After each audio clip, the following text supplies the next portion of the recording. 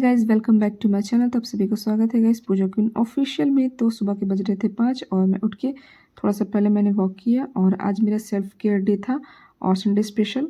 और मेरे दिन की शुरुआत होती है हल्के गुनगुने पानी से। तो मैं यहाँ पे रोज़ गुनगुना पानी पीती हूँ क्योंकि ये बॉडी को डिटॉक्स करने का काम करता है, ये बहुत अच्छा होता है। और मैंने यहाँ पे लिया पैराशूट और कोकोनट ऑयल, जो कि मैं समर्स में यूज़ करती हूँ। समर्स के लिए बेस्ट ऑयल है कोकोनट ऑयल, क्योंकि ये थोड़ी सी थिन होती है, इसलिए मैं विंटर समर्स में यही अप्लाई करती हूँ।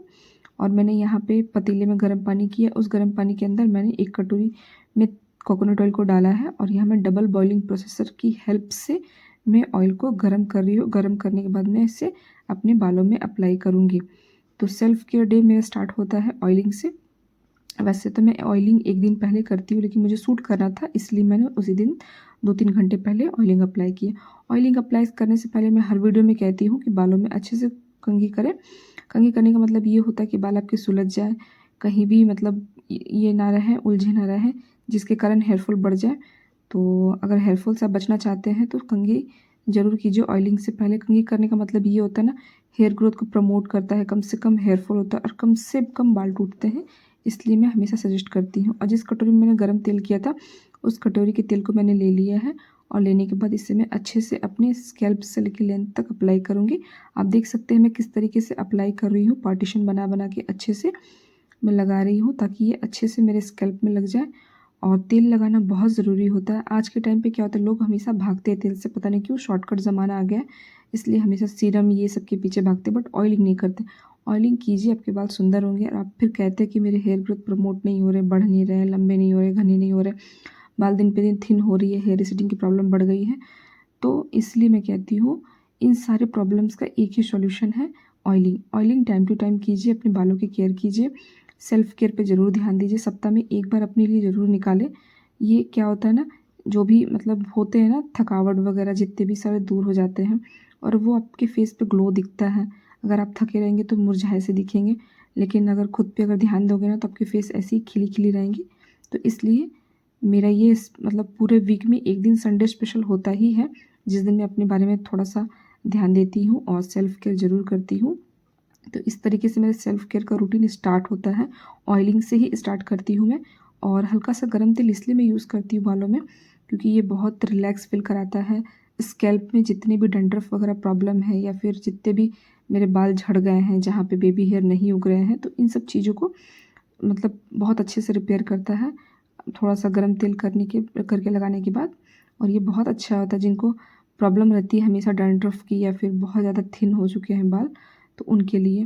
और जब भी आप ऑयलिंग करें ना तो रिवर्स मेथड में ज़रूर ऑयलिंग करें। रिवर्स मेथड में ऑयलिंग करने का मतलब होता है ना, ये ना ब्लड को अच्छे से चारों तरफ मतलब क्या बोले फ्लो होता है और बहुत अच्छे से सर्कुलेट होता है ब्लड, जिसके कारण हमारे हेयर ग्रोथ में बहुत अच्छी हो जाती है। इसलिए मैं हमेशा कहती हूँ रिवर्स मेथड करने का मतलब क्या होता है, क्योंकि ना मतलब जब फेस पे देखिएगा आप 2-3 मिनट तक पूरा आपका फेस लाल हो जाता है, इसका मतलब ये है कि ब्लड अच्छे से पहुंच रहा है, इसीलिए आपके हेयर ग्रोथ बहुत अच्छे होते हैं।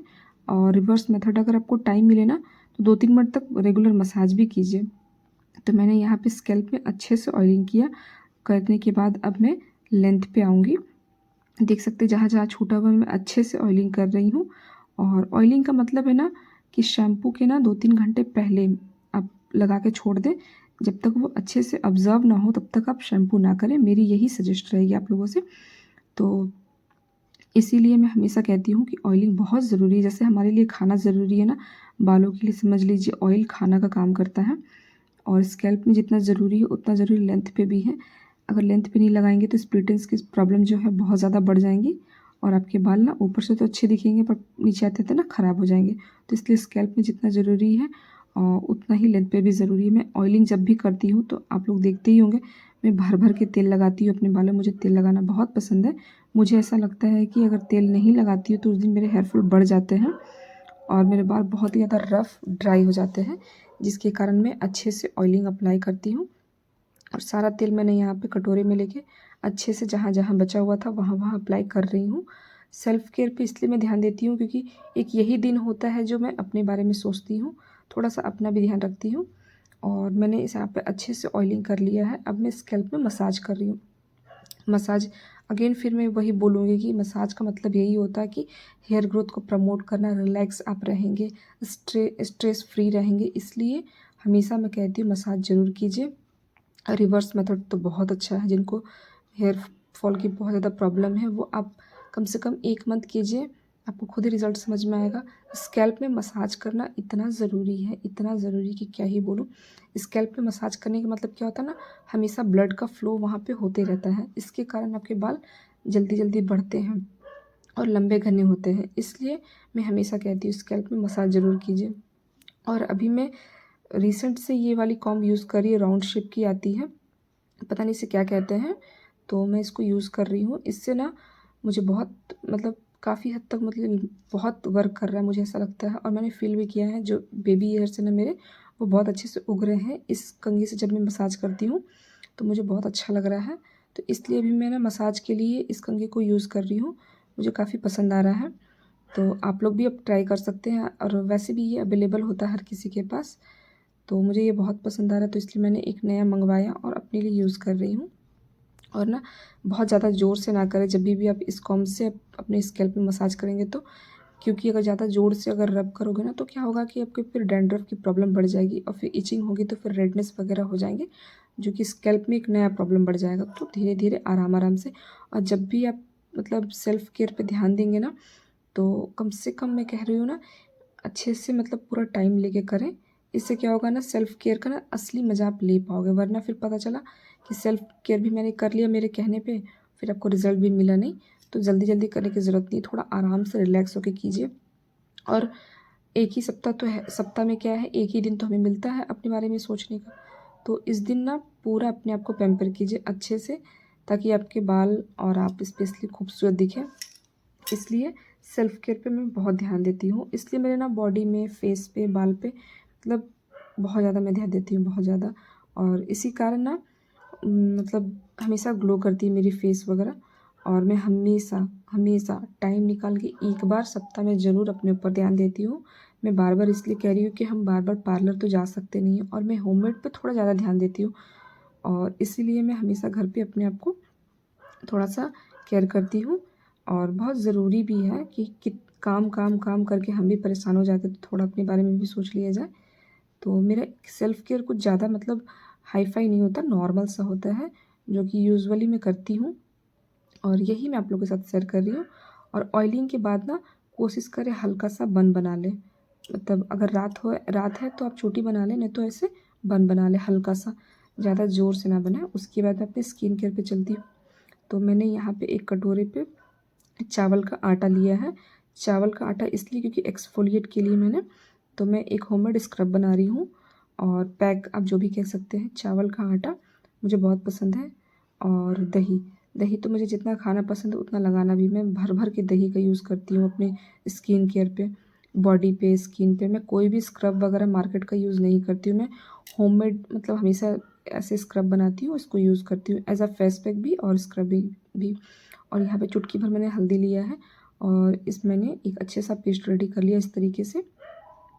और रेडी करने के बाद मैं यहाँ पे आपको दिखाऊंगी प्रोसेस क्या होता है।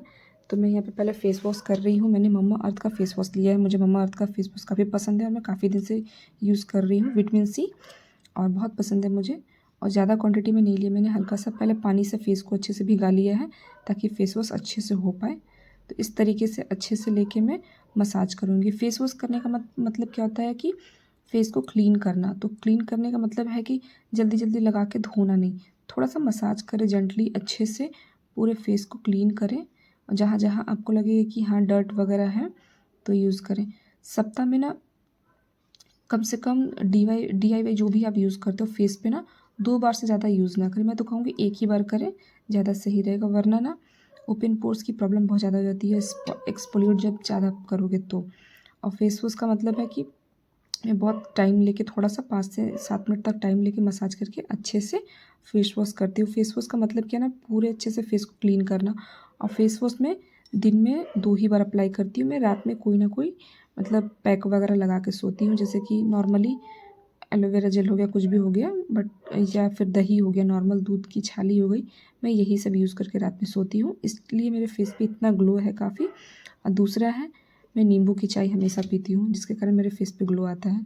और जब भी आप अपने फेस पे एक्सफोलिएट करें, या मार्केट वाली लो या फिर होममेड, तो एक्सफोलिएट करने से पहले ना फेस पे ज़रूर आप कोई ना कोई मॉइस्चराइज़र लगाएं। तो मैं मॉइस्चराइज़र लगा के अच्छे से मसाज करके 5 मिनट तक अपने फेस पे रेस्ट करने के लिए छोड़ दूँगी। मैं मॉइस्चराइज़र इसलिए कह रही हूँ ना, जिनको एक्सफोलिएट करने के बाद ना बहुत ज़्यादा पिंपल या फिर दाने हो जाते हैं, उनके लिए बहुत हेल्पफुल रहेगा और काफ़ी ग्लो करेगा। आप कीजिएगा तो मुझे बताइएगा ज़रूर, और आपको बहुत अच्छा भी लगेगा। और इस तरीके से मैंने छोड़ दिया 5 मिनट तक रेस्ट होने के लिए, और ये अच्छे से रेस्ट हो जाएगा। उसके बाद ही मैं एक्सफोलिएट करूँगी। तो जो मैंने पैक रेडी किया था, उस पैक को अब मैं अप्लाई करूँगी। वैसे तो ये मेरा पूरा बॉडी पैक है, मैं पूरे बॉडी में अप्लाई करूँगी। और मैंने यहाँ पे थोड़ा सा लिया है, ज़्यादा नहीं, बहुत कम क्वांटिटी में मैंने लिया है। आप देख सकते हैं इस तरीके से पहले अच्छे से इसे अप्लाई करूँगी फेस पे, नेक पे। तो मैं जो भी पैक वगैरह यूज़ करती हूँ, कोई भी DIY, तो फेस पे अप्लाई करती हूँ, तो नेक पे भी करती हूँ, ज़रूरी है। क्योंकि फिर पता चला आपका फेस का मतलब स्किन टोन कुछ और दिखता है, फिर नेक पे अलग दिखता है, तो इसलिए अप्लाई करती हूँ मैं।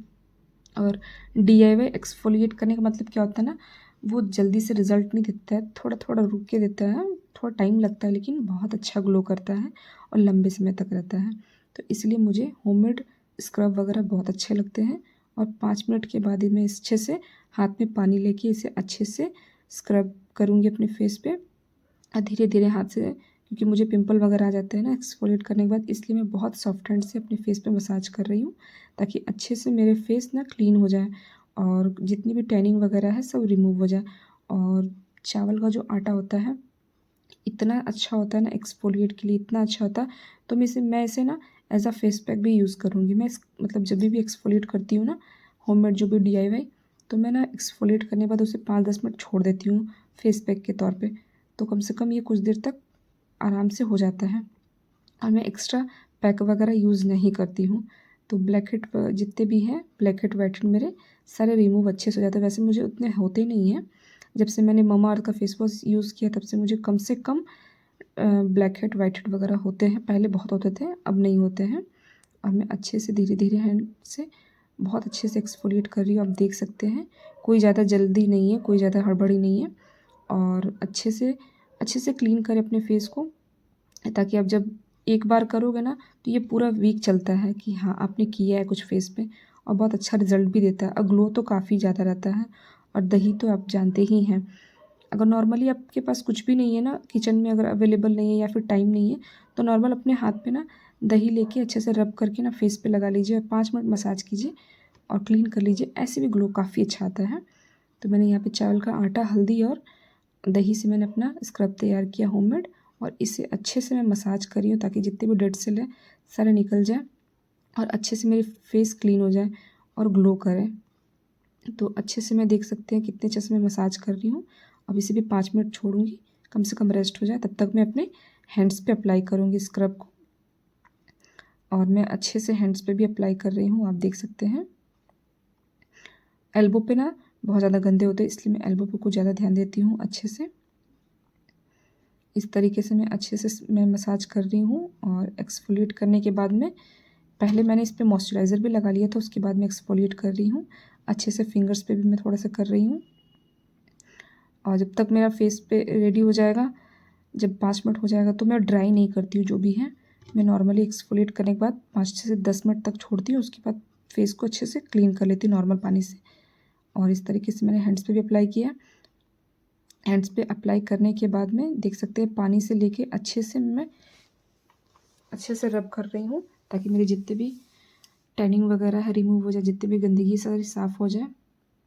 और इस दिन क्या होता है ना, आप जब भी अपने लिए थोड़ा सा ध्यान देते हो ना, तो कोशिश कीजिए जितने भी होममेड वगैरह है ना वही यूज़ करें। मार्केट वाले करोगे तो तुरंत तो ग्लो आ जाती है, बट फिर उसके बाद उसके साइड इफ़ेक्ट दिखने लगते हैं। तो ये रेडी हो चुके थे, मैंने वॉश कर लिया अच्छे से नॉर्मल पानी से। अब मैं यहाँ पे एलोवेरा जेल लगा रही हूँ, जो कि मेरा फेवरेट है। मेरे पास कुछ मिले या ना मिले, आपको एलोवेरा जेल हमेशा मिलेगी। तो मैं यहाँ पे अच्छे से फेस पे मसाज कर रही हूँ 2 से 3 मिनट तक, बहुत अच्छे तरीके से। और एलोवेरा जेल मैं अभी से नहीं, कम से कम 8-10 साल से यूज़ कर रही हूँ। एलोवेरा जेल मुझे पिंपल आते थे ना स्कूल टाइम में, मुझे लगता है ना, तभी मुझे किसी ने सजेस्ट किया था, तभी से मैं एलोवेरा जेल अप्लाई करती हूँ अपने फेस पे हमेशा फेस वॉश के बाद, और ये बहुत ग्लो देता है। अंडर आई में जितने भी डार्क वगैरह होते हैं ना, तो वो सारे मेरे रिमूव हो जाते हैं।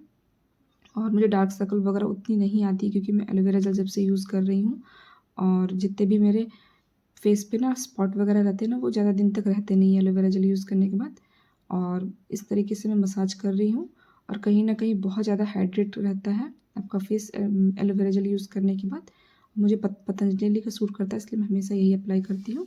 और मैंने फेस पे करने के बाद यहाँ पे हैंड्स पे भी मैं अप्लाई कर रही हूँ, आप देख सकते हैं इस तरीके से। तो इस तरीके से मेरा सेल्फ केयर रूटीन रहता है। आई होप आप लोग को बहुत पसंद आई होगी। तो इस तरीके से मेरा पूरा सेल्फ केयर रूटीन आप लोगों के साथ मैंने शेयर किया। तो कैसा लगा कमेंट करके ज़रूर बताइएगा। आई होप आपको बहुत अच्छा लगा। तो आप रिज़ल्ट देख सकते हैं। मैं नहा के आने के बाद मैंने सिर्फ़ और सिर्फ नॉर्मल सी एक मॉइस्चराइज़र लगाई है, उसके बाद मैंने कुछ भी अप्लाई नहीं किया है, और फेस पे भी और बाल पे भी कुछ भी नहीं। और यहाँ पे मैं आपको बता दूँ, मैंने शैम्पू के लिए Sunsilk shampoo, Sunsilk conditioner pink वाली मैं यूज़ करती हूँ। किसी दिन मैं आपको वो भी दिखा दूँगी किसी शॉर्ट्स वगैरह में डाल के कि मैं कौन सा शैम्पू वगैरह यूज़ करती हूँ। और आप लोग कमेंट करके बताइएगा ग्लो आया या नहीं आया, और आपको कैसा लगा मेरा self care routine. I hope